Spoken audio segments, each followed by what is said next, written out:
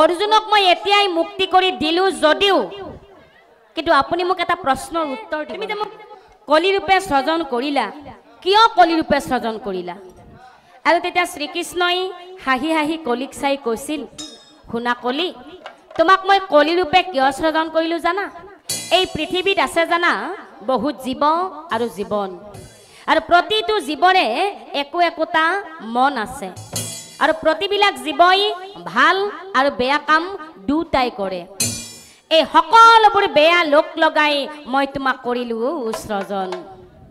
আৰু শুনা কলি, তোমাক কিন্তু মই এটা বৃহৎ গুণ অৰ্পণ কৰিম। যুগত কলিৰ কালত পাপৰ সাগৰত থাকিও হাজাৰ ব্যস্ততাৰ মাজতো যোনে নেকি সদায় নিস্বাৰ্থ ভাৱে পুৱা আৰু গধূলি হৰিৰ নাম গুণানুকীৰ্তন কৰি থাকিব, সেয়েই হ'ব আচল ভকত।